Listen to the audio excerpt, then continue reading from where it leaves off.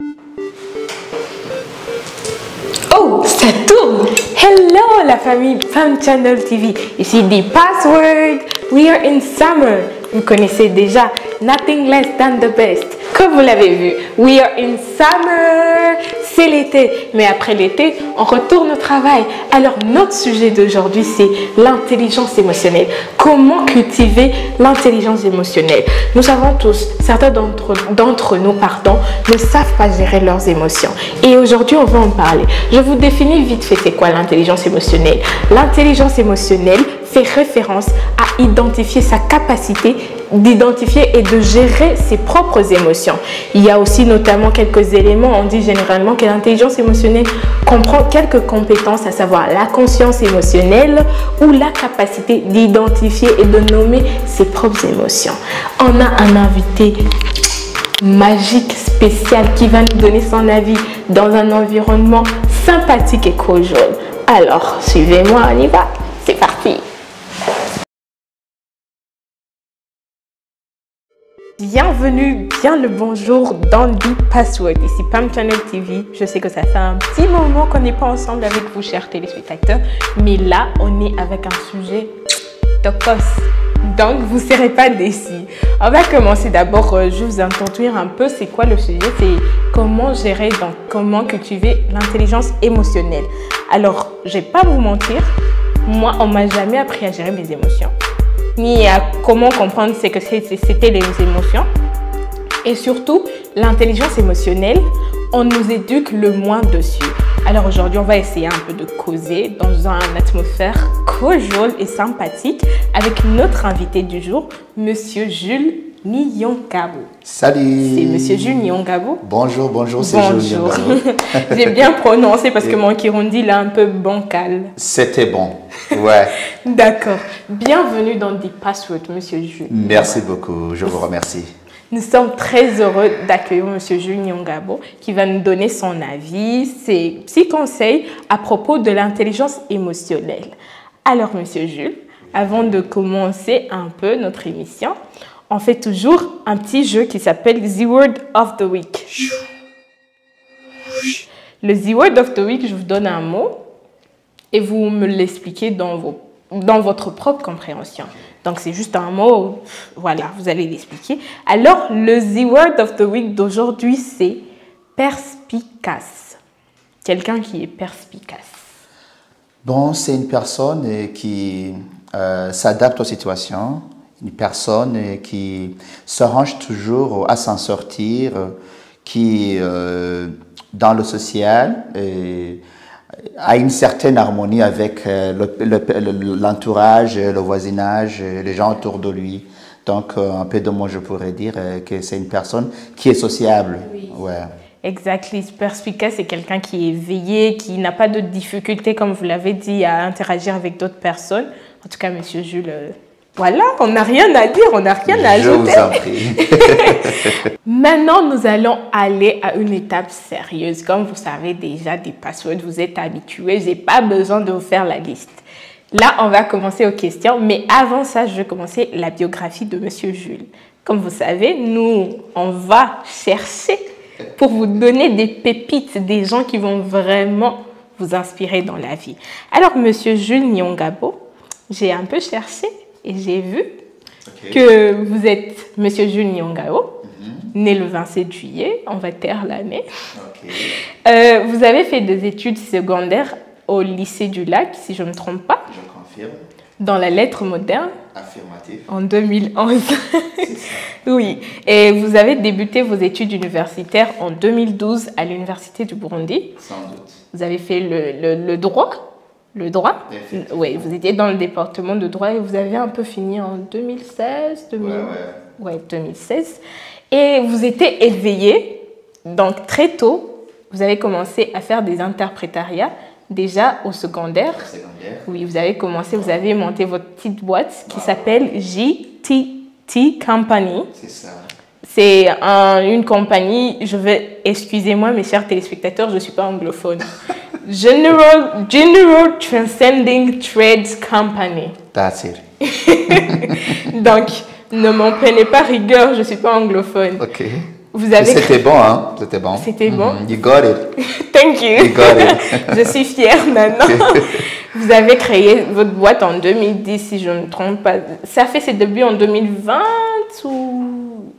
C'est en 2015 que je commence à le faire de façon professionnelle avec une société très bien enregistrée auprès des instances habilitées au Burundi, notamment antérieurement nommée API.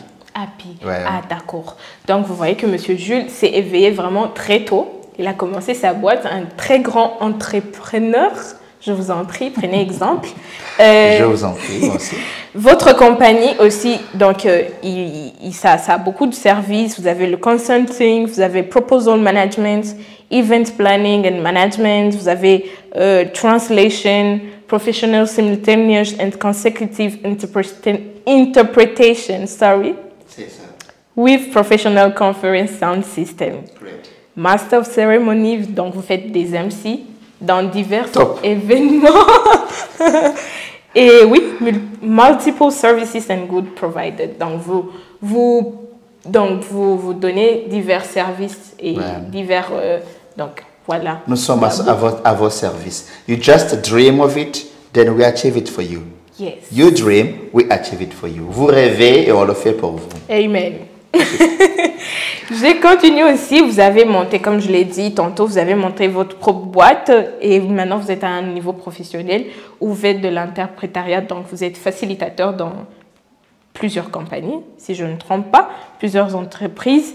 Monsieur Jules est marié. Ah, Monsieur Jules est marié et qui a été heureux d'accueillir une petite fille. Ouais, et aujourd'hui, elle a 2 mois exactement. Waouh! Akimana Gilles Sergadjiana. Waouh! Nous vous souhaitons tout le bonheur avec votre famille. Merci beaucoup. Et nous sommes très heureux de vous accueillir dans les Passwords. Et voilà, c'est un peu la biographie de Monsieur Jules. Je crois que je ne me suis pas trompée. Juste à rajouter qu'entre 2013 et 2015, j'ai fait de l'école théologique auprès d'un institut américain. Oui, j'ai oublié de mentionner ça. Two Witness Ministries from Michigan, Atlanta. Exactly. Il y a une partnership with Barrier School of Chicago, Chicago. Et Illinois. Yeah. Voilà. Vous comprenez que Monsieur Jules n'est pas quelqu'un de simple. C'est un petit Burundais. Non. Monsieur Jules a accompli beaucoup de choses. Alors, on va continuer. On va aller aux choses sérieuses. Comme je vous l'ai dit tantôt, on va un peu savoir comment cultiver l'intelligence émotionnelle. Comme je vous l'ai dit tantôt, moi, on ne m'a pas appris à gérer mes émotions. C'est vraiment une intelligence dans laquelle on ne nous apprend pas beaucoup, on ne nous éduque pas beaucoup. Et maintenant, on va aller aux questions, on va passer aux questions. Et M. Jules va un peu nous aider à répondre à ces questions-là. Bon, pour la première question, selon vous, qu'est-ce qui impacte nos émotions? Vous pensez que c'est quoi qui fait que nos émotions soient impactées? En fait, premièrement, il faut d'abord définir l'intelligence émotionnelle, oui. Qui, en quelques termes, se traduit par le coefficient intellectuel. Parce que, sans toutefois oublier cela, je vais commencer par ceci, mais là, c'est devenu une discipline. Il y a des études, il y a un curriculum qu'on peut aller étudier à l'université et avoir un diplôme en intelligence émotionnelle. Donc, c'est nouveau. Alors, vous me posez la question, d'après moi, qu'est-ce qui impacte nos émotions? D'abord, il faut connaître que les émotions, c'est pas simplement impacter, mais ça, comment dire ça, une double originalité. Une double facette, aux origines. Premièrement, il y a les émotions qu'on est avec.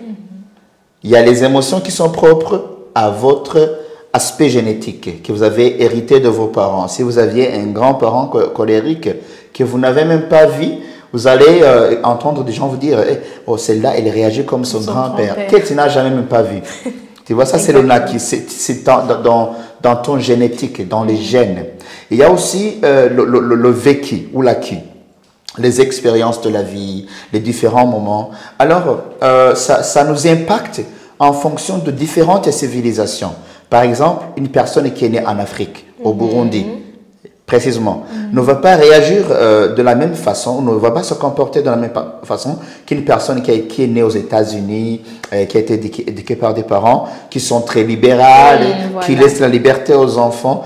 Ici, en Afrique, les normes, l'interdit, c'est très, comment dire, on y consacre beaucoup de temps. On passe le temps à te dire non, non, non, non, non.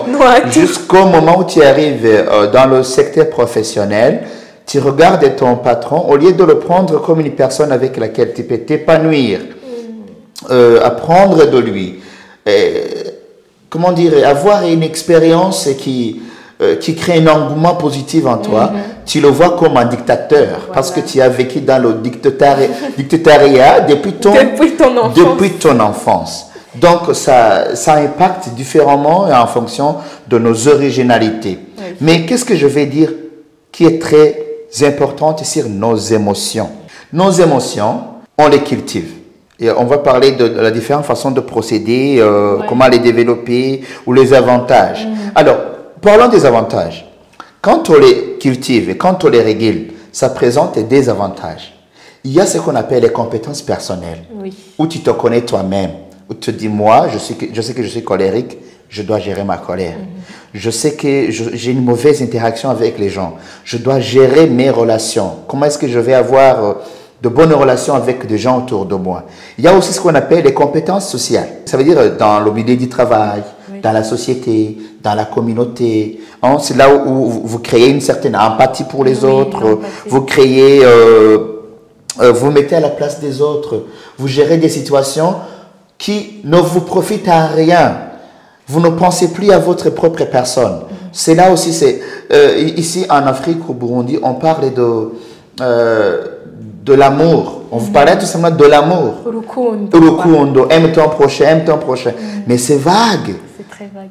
Donc c'est très vague. Je dois aimer mon frère, pas de la même façon que je dois aimer ma femme, pas de la même façon que je dois avoir des relations d'amitié avec un partenaire ou une autre personne que je rencontre dans une autre dimension, dans une autre sphère de la vie.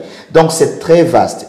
L'important, c'est de savoir qui suis-je, quels sont mes défauts, quelles sont mes qualités, quels sont mes démons. Chacun a ses démons. Alors il faut savoir tuer vos propres démons. Il faut savoir comment les enfouir, les enterrer quelque part, dans un puits, au fond d'un puits. Il faut savoir où est-ce que je pêche toujours. Quels sont mes points négatifs, mes traits négatifs dans mon comportement? Comment est-ce que je peux améliorer chaque jour? C'est un combat de tous les jours. Oui. Comme vous l'avez dit, ça dépend aussi des cultures et de l'environnement où on a grandi, où on est né. Alors, vous avez eu un conseil dans le cadre émotionnel par vos parents, donc dans l'avenir, mon fils, tu dois te comporter comme ça, ou dans le milieu du travail. Est-ce que vraiment on vous a éduqué sur cela? Parce que l'intelligence émotionnelle, tout le monde dit, vacha. C'est pour cela que j'ai voulu qu'on en parle, qu'on puisse savoir. Parce que moi, on ne m'a jamais appris, comme j'ai dit au début, on ne nous a jamais appris à gérer nos émotions, surtout dans le cadre professionnel. Parce qu'on ne peut pas mélanger le cadre professionnel et la société. Vu que tous les deux vont de pair, mais vous voyez qu'il y a une différence. Alors, est-ce que vous avez eu un conseil vraiment qui vous a aidé dans votre cadre professionnel par vos parents, qui vous dit mon fils, etc. Bon, premièrement, je pourrais dire que la société africaine, la culture africaine, a une façon d'éduquer les enfants. Par exemple, parlons de la non-violence. On va vous dire que si vous tuez un lézard ou que vous coupez la petite queue du lézard, votre maman va perdre un dos 500. On va vous dire que ne tuez pas les crapauds, comme ça, on va essayer de vous effrayer. Oui. Ça, on nous l'a fait à tous. On nous l'a fait à tous, on a appris comme ça. Ça, c'est cultiver la non-violence. Mais à un certain moment, ils ont échoué pour ce qui est de nos propres individus, le propre humain. On vous interdisait de tuer les lézards, mais on vous enseignait de haïr l'autre, le prochain. Alors, un conseil que je pourrais dire qui m'a beaucoup aidé, pendant que je grandissais, je ne comprenais pas comment un homme puisse se faire malmener par sa femme, par exemple. Non, ça c'est vraiment, c'est immonde. Oh, yeah. C'est impossible. Non. C'est impossible. Alors, pendant que je grandissais, j'apprenais de mon père. Et un jour, quand je me mariais, j'étais en préparation du mariage, il m'a dit, umugabo atungwa nugutsindwa. Tu vois? On peut interpréter pour nos chers téléspectateurs Donc, qui ça veut parlent dire, au français. si tu es l'homme de la maison, ne pense pas que c'est la vigueur, la force qui construit la maison. Pour faire avancer le foyer, l'homme doit s'humilier. Wow. Il faut avoir l'humilité devant ta femme. Wow. Tu es le chef de la maison, tu as la force, tu n'as pas besoin de faire démontrer tes muscles pour te faire comprendre à tout le monde que tu es l'homme de la maison. On sait que tu es l'homme de la maison. Mais c'est dans l'humilité qu'on va trouver la force de l'homme. C'est dans la façon d'interagir au foyer avec tout le monde qui va créer la paix, un climat d'entente mutuelle entre vous, monsieur, madame, qui va même qui va créer un certain respect auprès de vos employés de maison. Donc, c'est ce qu'il voulait me dire. Mais grandissant, je pensais que l'homme, c'est la colère, c'est la rigueur, c'est la terreur. Non, sur le tchoumo, à un certain moment, on pensait que l'homme, c'est la décision, c'est la détermination, c'est la force. C'est rugir comme un lion quand il rentre à la maison. Ouais, et on disait que quand le chat n'est pas là, quand le chat est parti, les souris dansent. Alors, il ne faut pas permettre aux souris de danser quand vous êtes là. C'est ça, en principe. Mais mon père m'a dit, mon fils, l'homme, c'est l'humilité devant ta femme. Et dans le cadre professionnel, vous pouvez, donc, est-ce qu'on peut pratiquer cela aussi? Vu que c'est dans un couple, c'est comme si, comme nous aussi on travaille, on a une relation avec nos supérieurs et quelconque. Est-ce que c'est aussi ça aussi qu'on doit pratiquer dans notre milieu du travail? En fait, dans le milieu du travail, il y a une ascendance et une descendance de relations. Il y a une façon de te comporter comme employé devant l'employeur. Mais il y a aussi une attitude d'employeur devant son employé. Et dans nos civilisations aujourd'hui, nous ne sommes plus à l'âge de pierre, où on vivait de la chasse et de la cueillette. Et puis on a évolué, on a commencé à vivre par l'agriculture, c'est-à-dire par les forces motrices. La force, cultiver les champs, labourer. Ça créait, comment dire, des hommes forts avec des gros muscles. Alors aujourd'hui, contrairement, nous sommes devenus sédentaires, civilisés. Des gens qui vivent de l'intelligence, de l'intellect, des capacités acquises auprès de différentes institutions académiques, disons comme ça. Alors, avec la sédentarisation, nous passons beaucoup plus de temps à réfléchir plutôt qu'à faire du sport. Alors, la force qui nous fait vivre est dans le mental, dans le cerveau.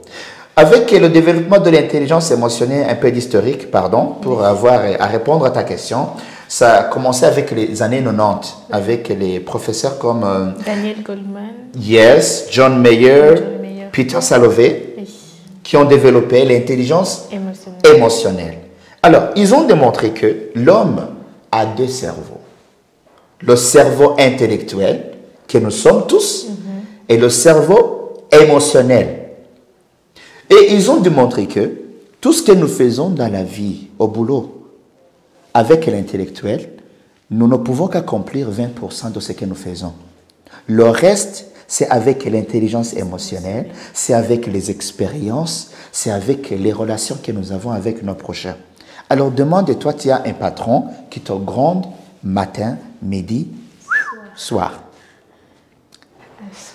Tu deviens tétanisé.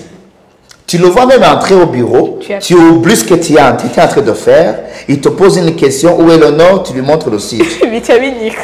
Il te pose une question, tu t'appelles comment, tu parles le nom de celui qui a déposé un montant. Tu sais, alors, ce qui est important, ce n'est pas mon nom. Ce qui est important, c'est son argent. C'est l'argent du patron. Et dernièrement, je voyais un documentaire du photographe de Barack Obama. Il était en train de faire une comparaison entre Barack Obama et son successeur. Il disait, Barack Obama connaissait mon chien, il connaissait mon enfant, il connaissait où je vivais, il connaissait le nombre de chambres de ma maison. Alors vient un président, le successeur, qui ne connaît pas le nombre de soldats américains qui sont morts dans un attentat en Afghanistan, qui ne connaît pas le nom des victimes, qui rencontre l'épouse de la victime et qui est en train de consoler l'épouse de la victime, tout en étant capable de dire le nom de la victime. Donc, je m'en fous. Je m'en fous. Ça, alors, c'est le genre on parle du harcèlement émotionnel qui est dans la plupart de travail. Tu te retrouves avec des gens qui sont maintenant sous stress permanente, qui sont très angoissés. C'est pour cela qu'au bout du temps, des crises et des AVC sont multiples parce qu'il y a un harcèlement émotionnel très, très aggravé. C'est dommage. C'est très dommage. Alors, vous me posez la question, dans le domaine professionnel, Oui. est-ce qu'on m'a enseigné quelque chose? Moi, je traite mes employés comme des partenaires. Même l'employé de maison, le cuisinier, je le traite comme un partenaire. Au bout du mois, je lui donne son salaire, mais durant le mois, je lui fais des petits pourboires. Je lui demande s'il va bien. Je lui demande s'il a mangé. Je lui force à manger quand il ne mange pas, parce qu'il travaille beaucoup. Prochaine question. Notre bien-être général dépend de notre santé psychologique et physique. Alors, quel rôle jouent les émotions dans l'arène professionnelle? En fait, dans le professionnalisme, il y a une relation que beaucoup oublient, c'est une relation ascendant-descendant. L'employé doit se soumettre au désir et à la vision de l'employé. Et l'employé doit faire en sorte que l'employeur travaille dans un climat qui y est propice au bon rendement de ce qu'ils font. Par exemple, si tu es un employeur qui harcèle ses employés, le résultat doit être négatif. En principe, il faut qu'il y ait une relation de partenaire. Si vous voulez bien que vos employés travaillent bien, qu'ils produisent encore plus, traitez-les comme des partenaires. Par exemple, moi, dans ma société, j'emploie une vingtaine de gens en temps plein ou en temps partiel. Donc, quand on travaille ensemble, vu les domaines dans lesquels nous sommes appelés à évoluer, je ne peux pas les traiter comme des subalternes. Je les traite comme des partenaires. On mange sur la même table pendant la pause. Nous partageons, c'est moi qui les déplace. Je ne les dépose pas à la gare, je les amène chez eux à la maison quand nous avons du boulot et que c'est très sérieux. À la maison, arrivé à la maison, je ne donne pas simplement pas mon salaire à mon employé de maison. Ce n'est pas simplement le salaire. À la fin du mois, je lui fais du salaire, mais à l'avance, quand il fait quelque chose de bien, qu'il cuisine bien, qu'il lave bien ma voiture, qu'il fasse quelque chose qui touche à mon cœur, qu'est-ce que je fais? Je lui fais un pourboire. Quelquefois même, il me dit, pas trop sur moi, ne me paie même pas. Garde mon argent, tu m'en donneras à la fin de 2 ou 3 ou 4 mois. Ouais. Parce qu'il a déjà de quoi s'acheter des unités, de quoi se faire acheter une limonade, parce qu'il a bien travaillé et je lui ai fait des pourboires. Donc, c'est cette relation-là qui fait que l'employé de maison te fait confiance plus que quiconque voudrait venir le corrompre. C'est cette relation qui fait que le travailleur, vos travailleurs qui sont dans vos bureaux, qui signent des contrats de confidentialité et qui, quelque part, des concurrents directs à vos activités viennent les soudoyer pour les amener dans leurs entreprises. Ils ne pourront pas le faire quand vous les traitez d'égal à égal avec beaucoup d'humanité. Mais que les travailleurs n'oublient pas qu'ils doivent obéissance et soumission à leur maître de maison ou à leurs employeurs au travail. C'est ça. Pour ne pas vous couper, je voulais dire le QE, comme vous l'expliquez tantôt, que le quotient émotionnel, les gens, ou bien les employés qui ont un quotient émotionnel élevé sont plus performants. C'est qui montre aussi combien l'employeur comment se soucie de ses employés et tout, cherche à savoir l'état émotionnel de ses employés. Ça augmente la performance de vos employés dans vos entreprises. Alors, c'est vraiment quelque chose de très important que M. Dieu nous a apporté là. Alors, pour passer à la prochaine question, à la question suivante, pardon. Vous pensez que nos émotions, ils ont quel rôle dans notre vie de tous les jours? Parce qu'il y a une théorie qui disait qu'il y a des émotions qui sont nées avec nous dont on ne peut pas se détacher rapidement. Et il y a d'autres émotions qu'on peut genre, mettre à part, comme vous avez dit, cacher ses démons, les enfuir. Alors, ça, quel rôle dans notre vie de tous les jours? Est-ce que c'est seulement dans le cadre professionnel ou dans notre vie de tous les jours aussi, nos émotions nous impactent d'une manière ou d'une autre? Ça a vraiment quel rôle? Les émotions, ça nous rend humains. Je suis aimé quand j'ai des émotions. Sinon, si je deviens un robot, si je deviens un militaire, si je me comporte comme, comment dire, un sans souci, un insoucié, c'est à moi que je fais du tort. En psychologie, il y a les maladies somatiques. Ce sont des maladies qui sont dues à des comportements de manque de bonheur, de beaucoup de stress, beaucoup de concentration. Quand on accumule beaucoup de coups émotionnels, on provoque des maladies comme des ulcères dans l'estomac, développe des asthmes. Nous tubona umuntu ashavura cyane ngo aragwaye estoma n'umushavura. Ivyo nyene donc urumva kugira ama emotion bituma tuba abantu bafise ubuntu bashobora kwiryohera ukaryoherwa atacu ufise ugahaga utariye naho utoronka ico kintu kikumara inyota mugabo ufise ama emotion ugashobora kuyadevelopa ukayubaka ukayacultiva biraguha ubuzima uriho ubuzima ukiha umunezero ça te rend humain. C'est ça l'intérêt. Même si ce ne serait pas dans un cadre professionnel, c'est un avantage pour chacun à son propre intérêt. C'est un avantage pour toi et pour moi personnellement. Intuito personae. Ça, c'est du latin. Très personnellement. Ouais. D'accord, pour la prochaine question aussi. De quelle façon pensez-vous que les gens peuvent-ils améliorer? Donc, en bref, comment on peut cultiver nos propres émotions? Donc, une intelligence émotionnelle, comment on peut cultiver ça en quelques étapes et pour dire je serai bien performant dans mon milieu du travail? Avant, on disait, avant de parler, il faut tourner la langue 7 fois. Alors, avec l'intelligence émotionnelle, on a constaté qu'on change à travers ce qu'on dit. Si tu pars toujours avec une mauvaise humeur, que tu pars toujours pour taper sur quelqu'un, pour enfoncer le clou dans une autre personne, pour faire du mal, ça ne peut pas aller. Il faut adoucir le langage. Il faut parler avec un langage humain. Il faut permettre aux autres de respirer avec ton langage. Il ne faut pas toujours juger. Il faut être positif. C'est ça la première des choses à faire, c'est changer son langage. Et le langage nous transmet ce qui est de l'intérieur en toi. Ça nous communique qui tu es. Alors, si tu veux cultiver une bonne intelligence émotionnelle, il faut changer ton comportement à l'intérieur de toi-même.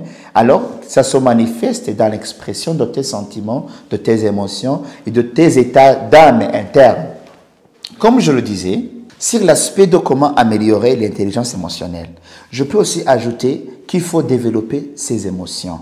Il faut changer la façon dont nous percevons les gens, nous percevons les circonstances, comment nous accueillons les circonstances. Il faut avoir contrôlé notre réaction. Dans le système nerveux, il y a une partie qu'on appelle amygdale dans le système, dans les parties du cerveau. L'amygdale, il reçoit les informations. Alors, quelle est la réaction que tu vas produire en fonction de ton amygdale? Supposons par exemple une personne qui est traumatisée ou qui est déjà qui est émotionnellement instable, des troubles qu'il a traversés, des harcèlements, tout ça. Par exemple, quand il y a la colère, le cerveau concentre la réaction de cette personne dans ses muscles. Le sang qui était dans le cerveau, qui l'aidait à penser, se concentre dans ses muscles. Alors, il va réagir violemment. Pour une personne qui a la peur, supposons que tu es un militaire, mais qui n'a pas passé la formation, alors que la peur est un tourment pour toi, que c'est une phobie. Alors, cette peur-là, quand il y a une situation qui crée la peur, au lieu d'utiliser ton intelligence émotionnelle et voir comment tu vas réagir, par exemple, coucher, chercher l'ennemi, l'amygdale ou le cerveau va concentrer beaucoup d'efforts dans tes pieds et tu vas commencer à courir. Tu vois? Oui. Troisièmement, une personne qui a bien cultivé ses émotions. Quand vient une circonstance, qui le stresse, qui le bouscule, qui le tourmente, l'amygdale va fermer l'entrée de ces mauvaises humeurs et il va produire. Tu l'insultes, puis il se calme, il se tait, il te regarde, il te dit, ok, je vois que notre conversation ne peut pas aboutir, je te remercie pour le temps que tu m'as consacré, bonne journée, alors que tu viens de l'ingérer. Oui. C'est ça, alors l'intérêt de développer l'intelligence émotionnelle.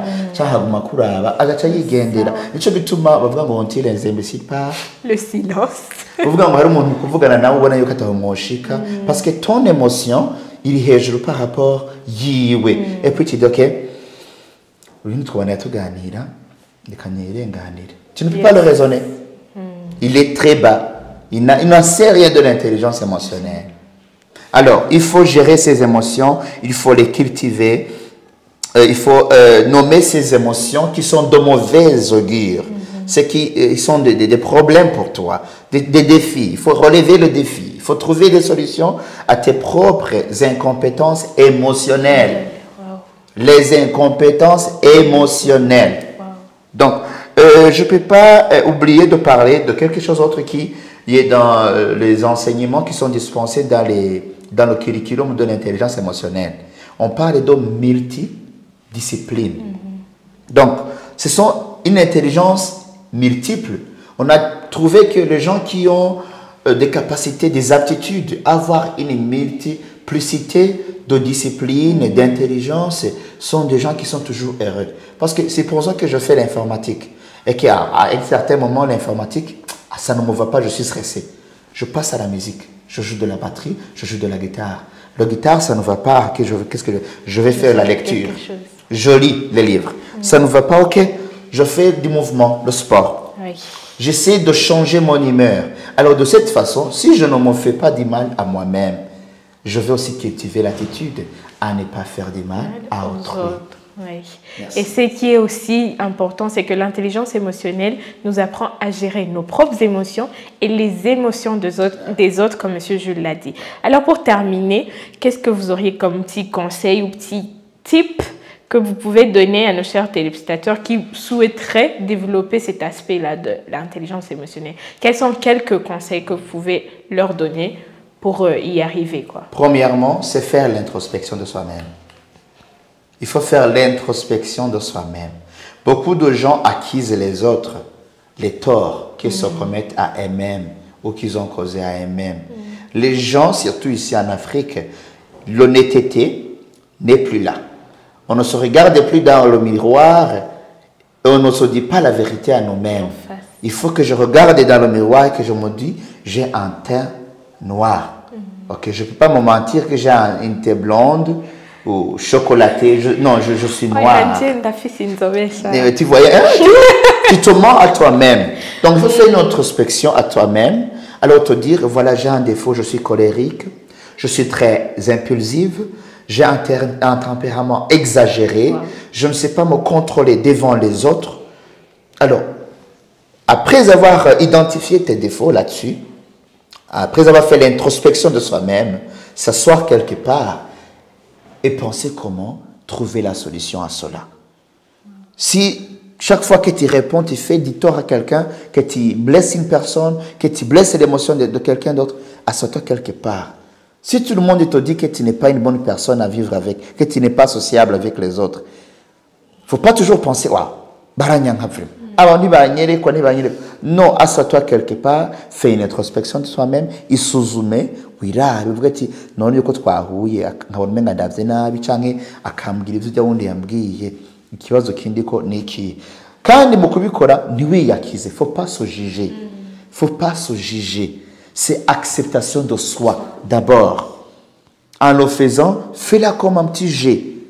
Et après avoir découvert tes défauts, qu'est-ce qu'il faut faire? Avance.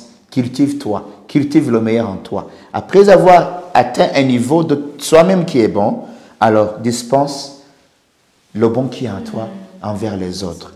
Je vais éviter de te blesser, parce que si je te blesse, tu es l'épouse d'une personne, arrivée à la maison, la personne qui espérait le bon de toi va avoir la sémence que j'ai sémée en toi. alors je cause du tort à toi, à ton mari, à ton enfant, Et la chaîne continue. Et tout le monde, et la chaîne continue. Même à ton chien, si tu as un chien à la maison, tu vas taper sur tout ce qui bouge dans la maison. Oui. Alors, essayons d'être humains, cultivons cette attitude humaniste de comprendre soi-même, de comprendre les autres, d'avoir une compétence à agir avec les autres, à auto-évaluer nos comportements, mais également de faire en sorte que les autres se sentent épanouis, aimés, considérés, relevés. Oui, en ta présence. En ta présence. Oui.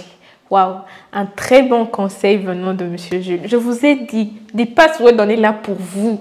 On est là pour vous amener des pépites comme M. Jules Nyongabo. Alors, on a trop parlé. Maintenant, on va s'amuser. On va se détendre, comme vous connaissez déjà, c'est des passwords. On va faire un petit jeu que vous connaissez tous. 5 secondes chrono. C'est parti. Alors, je vous explique le concept du jeu. Je vous donne quelques questions banales et vous répondez avant que 5 secondes s'écroulent. Okay. Donc, le premier truc qui vous vient à la tête, vous répondez. We are in summer, guys. Donc, les questions, c'est en par rapport de l'été. Alors, où aimeriez-vous aller en vacances cet été? Hawaï ou Tahiti. Hawaï ou Tahiti. Ouais. Avec votre famille ou seul? Bien sûr. Avec la famille. La famille. La famille. Ma famille d'abord. D'accord. Prochaine question. Quels sont, donnez-moi 3 pires souvenirs de vacances que vous avez déjà vécues. 3 pires souvenirs de vacances que vous avez déjà vécues. Ok. 1, je pars à l'intérieur du pays. On propose un hôtel qui n'a pas d'eau, une petite toilette. Oh là, le calvaire. Ouais. Et vous devriez sortir dehors et vous devriez faire des... Aïe. Comme à l'ancienne. Voilà. Un autre souvenir. Un autre souvenir, je pars à Académie, au sud du lac Tanganyika. Et je pars à un bateau qu'on appelle, c'est un bateau du Congo. Arrivé à mi-chemin, il y avait beaucoup de vagues et le bateau ne pouvait pas traverser les vagues. On s'est attardé au moins toute une journée en attendant que les vagues se terminent à la plage. Waouh. Ouais. Là, c'est plus 5 secondes, on a écroulé ça. Mais ce sont vraiment des souvenirs pas très agréables. Ouais. Et un dernier? Un dernier souvenir, on partait au Kenya en voiture, on conduisait et puis il y avait des brouillards. Je n'ai pas vu la barrière de la police en Ouganda. Heureusement, ils ont vu qu'on était à toute vitesse et ils ont ouvert la barrière juste à la millième de seconde qu'on passait comme ça, à 140 km à l'heure. Waouh, waouh. Vous avez frôlé, un gros truc. Merci beaucoup à vous, chers téléspectateurs. Merci à Monsieur Jules d'avoir accepté de participer dans The Password. C'est vraiment un honneur pour moi de vous avoir accueilli ici. Tout le plaisir était pour moi. Et on est vraiment heureux parce qu'on a eu des bonnes réponses, on a eu des bons conseils pour cultiver notre intelligence émotionnelle. Là, je suis sûre que plein de vous vont suivre l'émission et vous serez vraiment satisfaits. On est presque à la fin de notre émission. Mais comme vous savez déjà, votre présentatrice préférée, j'ai préparé pour vous le Password of the Week. Je vous explique, le Password of the Week, c'est juste un proverbe d'un sage ou de n'importe quelle personne qu'on donne à nos chers téléspectateurs et on essaye de cultiver de la connaissance dans nos chers téléspectateurs, dans nos abonnés et on leur donne ça chaque semaine. Alors, je vais y aller pour le The Password of the Week. Le Password of the Week nous est donné par Honoré de Balzac et qui dit « L'instinct chez les femmes équivaut à la perspicacité des hommes. » Wow. C'est vraiment intéressant comme... Très intéressant. Parce que les femmes, on est plus instinctifs. Et comme je vous ai posé la question sur perspicace, donc ça équivaut à un homme qui est perspicace. C'est l'homme qui crée l'environnement qui est propice au développement de l'émotion de la femme. Un peu d'homme. Les hommes, soyons responsables. Wow. Les hommes, soyons responsables. Voilà. Nous voici donc à la fin de notre émission The Password. Comme vous savez, chaque semaine, on est là pour vous procurer le best. Nothing less than the best. Merci, Monsieur Jules, d'avoir participé avec nous dans le Password. Tout le plaisir était pour moi. Vous avez apprécié? Ouais, c'est très merveilleux. En atmosphère cordiale et sympathique, on est là pour vous et on se dit à la prochaine. Partout où vous êtes, bonjour, bonsoir, bon après-midi. On vous souhaite une bonne journée, une belle soirée. Et on vous aime, moi et toute l'équipe de Pam Channel, nous vous disons à la prochaine. Bye. Bye bye. Ciao. Et n'oubliez pas de liker, de commenter. Et de souscrire. Surtout que Pam Channel TV fait des miracles ces derniers temps. Vous faites des miracles. Wow. Ouais. Merci.